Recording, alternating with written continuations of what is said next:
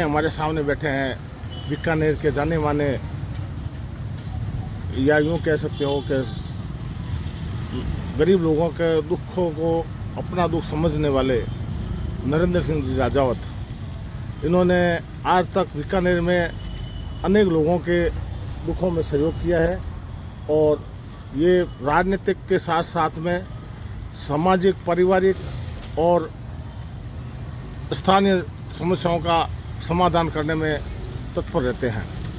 राजावत जी से सबसे पहला प्रश्न पूछा जाएगा कि राजावत जी ये बताइए कि इस समय चुनाव का समय आ गया है, तो इस चुनाव के अंदर आपकी क्या भूमिका रहेगी? आपकी क्या भूमिका रहेगी? मेरा आपके चैनल के माध्यम से ये निवेदन है कि मैं एक गैर राजनीतिक व्यक्ति हूँ और सामाजिक क्षेत्र में काम करता हूँ। गरीबों के दुख सुख में साथ रहता हूँ। मेरा राजनीति में जो अच्छे लोग हैं, जनता के साथ जुड़े हुए हैं और ईमानदार लोग हैं, प्रत्याशी जो भी होंगे, हम व्यक्ति को देखकर उसका समर्थन करेंगे। जो भी हमारा ग्रुप है, हमारे साथी है, उनसे हमारा यही निवेदन रहेगा कि अच्छे लोगों के साथ जुड़े और उनको प्रतिनिधि चुने ताकि वो हमारे बीकानेर का विकास कर सके। हमारे बीकानेर की जो समस्याएं हैं उन्हें आज 70 साल से अनदेखी की जा रही है, इसका हमें बड़ा दुख है।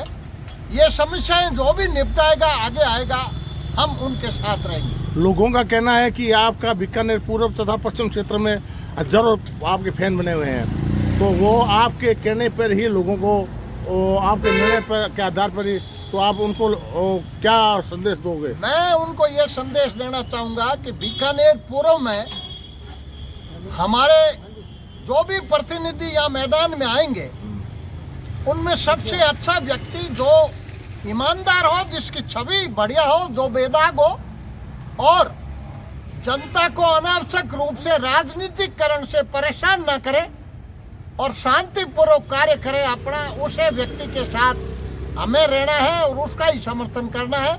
असामाजिक तत्व, भू माफियाओं के जुड़े साथ लोग, ऐसे जनप्रतिनिधियों से हम परहेज करेंगे। अगला प्रश्न आपसे ये पूछ रहे हैं कि आपने गरीबों के हित के लिए जो बिंदानी बिल्डिंग है जिसमें गरीब लोग रहते थे उनको निकाल दिया गया, उसके विरोध में न्यायालयों द्वारा, विभिन्न न्यायालयों द्वारा कोर्ट केस उनके खिलाफ हो गया, अब तक उसमें क्रियान्विति क्यों नहीं हो रही है? देखिए साहब, मेरा निवेदन यह है कि इस बिंदानी बिल्डिंग में पहले 22 परिवार रहते थे और ये आवासीय बिल्डिंग थी और इसको भू माफियाओं ने खरीद कर और आवासीय की जगह नाजायज कॉम्प्लेक्स बना लिया, जिसका बिंदानी बिल्डिंग नाम है। सागर गारमेंट के नाम से यहाँ कॉम्प्लेक्स है। उन गरीबों की मदद के लिए मैं पिछले 4 साल से लड़ रहा हूँ। मैंने नगर निगम बीकानेर से आयुक्त का फैसला इस बिल्डिंग मालिक भू माफिया के खिलाफ कराया।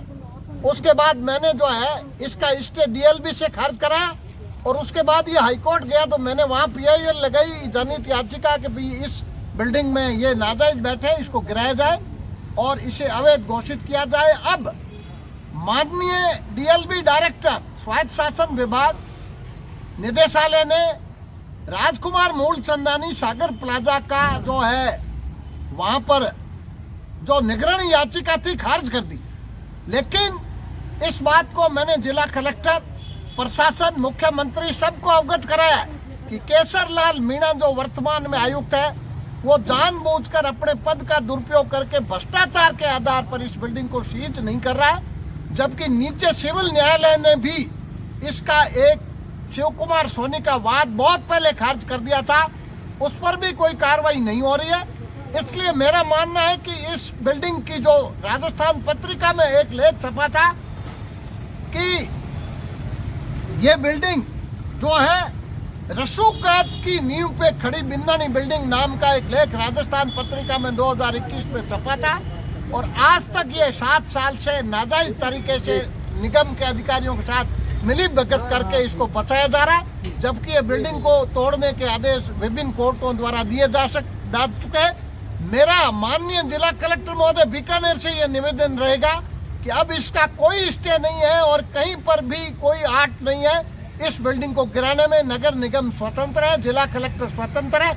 अगर उनकी इच्छा शक्ति है और वो ईमानदार है तो जनहित में इस बिल्डिंग को गिराया जाना चाहिए या इसको सीज किया जाना चाहिए।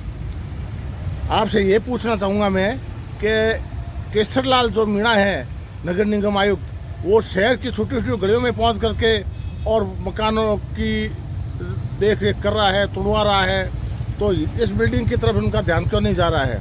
ऐसा है साहब, मैं आपको निवेदन करूं कि केसरलाल मीणा भ्रष्टाचार में लिप्त है, अपनी मनमानी करता है और अपने पार्षदों को धमकाता है, चैम्बरों में झूठे मुकदमे की धमकियां देता है और राजकार्य में बिल्कुल रुचि नहीं लेता। अपने पद का दुरुपयोग कर रहा है, छोटी छोटी जगहों पे तोड़ फोड़ कर रहा है। अभी ITI चौराहे पर भी निशान लगाए हैं, खोखे हटा रहे हैं, लेकिन उनको ये बिन्नानी बिल्डिंग 5 मंजिल बिल्डिंग है जो नाजायज है और पिछले 3 साल से नाजायज काम चल रहा है। क्या इसको दिखाई नहीं देता? मैंने इसकी ACD में भी कंप्लेंट की है कि ये भ्रष्टाचार करके और इन भ्रष्ट आदमियों को बचा रहा है। इन भूमाफियाओं के साथ इसकी मिलीभगत होने के कारण राज्य सरकार को करोड़ों रुपए की हानि हो रही है।